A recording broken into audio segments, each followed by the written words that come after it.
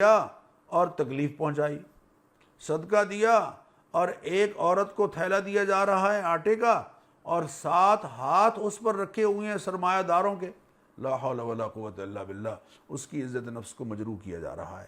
یہ اللہ تعالیٰ اس سے روک رہے ہیں اور فرما رہے ہیں یا ایھا الذین آمنوا، اے ایمان والو، لا تبطلوا صدقاتکم بالمن والاذی، اپنے صدقات کو احسان جتا کر اور تکلیف پہنچا کر ضائع نہ کرو، ضائع نہ کرو۔ اگر تم احسان جتاؤ گے اور تکلیف پہنچاؤ گے تو تم اپنے صدقات کو ضائع کر رہے ہو، اس شخص کی طرح کہ جو اپنا مال لوگوں کے دکھلاوے کے لیے خرچ کرتا ہے۔ اس کی مثال ایسے ہی ہے جیسے ایک پتھر ہے جو ڈھلوان پہ پڑا ہوا ہے، اس پر آندھی چلتی رہی، مٹی جم گئی، لیکن بارش زوردار آئی، فترکہ صلدا، تو اس پتھر کو اس نے بالکل صاف کر کے رکھ دیا۔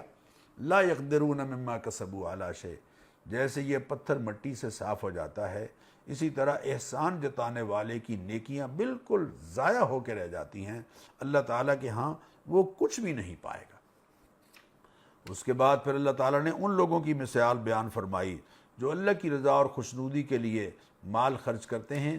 2 مثالیں بیان کر کے سمجھایا کہ اللہ کی رضا اور خوشنودی کے لیے مال خرچ کرنے والے یقیناً اللہ تعالیٰ کے ہاں سے اجر پائیں گے۔ اس کے بعد معزز ناظرین، ایک اور بڑی اہم بات جو ہمارے معاشرے میں بار بار دکھائی دیتی ہے، اس کا ذکر ہو رہا ہے، اور میں آپ سے درخواست کروں گا کہ یہ جو تیسرے پارے کے 5ویں رکوع کی پہلی آیت ہے، جو آیت نمبر 267، اس پر خاص طور پر توجہ دیجیے۔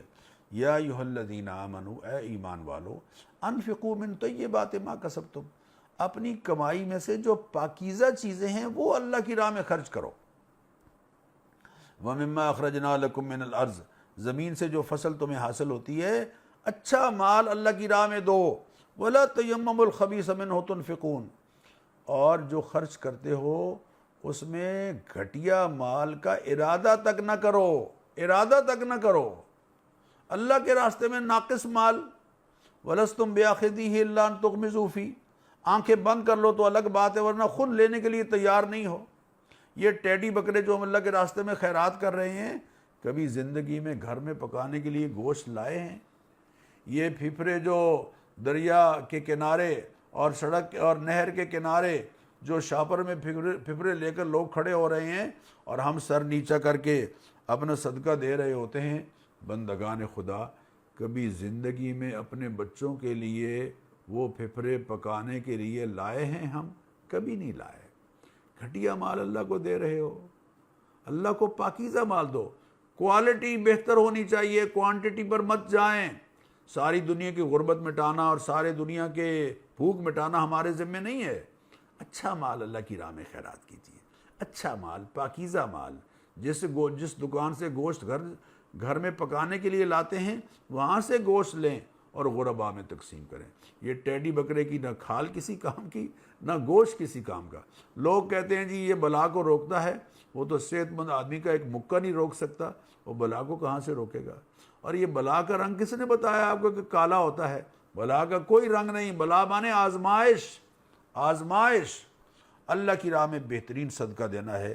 وما انفقتم من نفقۃ او نذرتم من نذر فإن اللہ یعلمہ، جو تم خیرات کرتے ہو یا جو منت مانتے ہو اللہ تعالیٰ اسے اچھی طرح سے جانتے ہیں کہ تمہاری نیت کیا ہے۔ اور وما تنفقوا من خیر فلانفسکم، جو تم خرچ کرو گے اس کا فائدہ تمہیں کو ہوگا۔ وما تنفقون الا ابتغاء وجہ اللہ، اور دیکھو اللہ کی رضا اور خوشنودی کے لیے خرچ کرنا ہے۔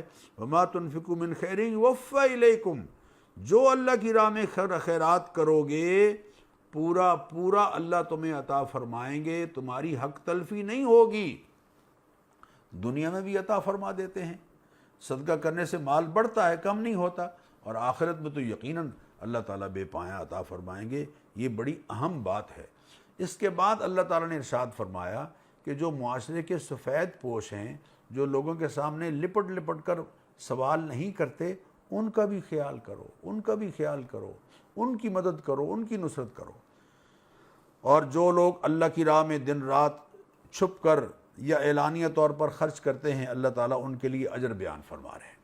معزز ناظرین، اس کے بعد اللہ تعالیٰ سود کی حرمت کا بیان فرما رہے ہیں، اور فرما رہے ہیں جو لوگ سود کھاتے ہیں وہ قیامت کے دن ایسے اٹھیں گے جیسے کوئی دیوانہ ہوتا ہے۔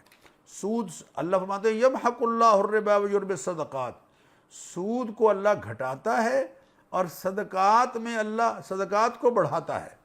اور اے ایمان والو اتقوا اللہ، اللہ سے ڈرو، وذروا ما بقی من الربا، اور سود کو بالکل چھوڑ دو اگر تم ایمان والے ہو، اور اگر تم باز نہیں آتے فاذنوا بحرب من اللہ ورسولہ، پھر اللہ اور اس کے رسول کے ساتھ جنگ کے لیے تیار ہو جاؤ۔ اللہ اکبر، اللہ اکبر۔ وَإِن تُبْتُمْ فَلَكُمْ رُءُوسُ أَمْوَالِكُمْ، اگر تم توبہ کر لو گے اور سود چھوڑ دو گے تو اصل جو سرمایہ ہے وہ یقیناً تمہارا حق ہے۔ اور پھر بڑی ایک اچھی بات ارشاد فرمائی کہ دیکھو جو تنگ دست لوگ ہیں، اگر وہ قرضہ بر وقت نہیں لوٹا رہے تو ان کو مہلت دو،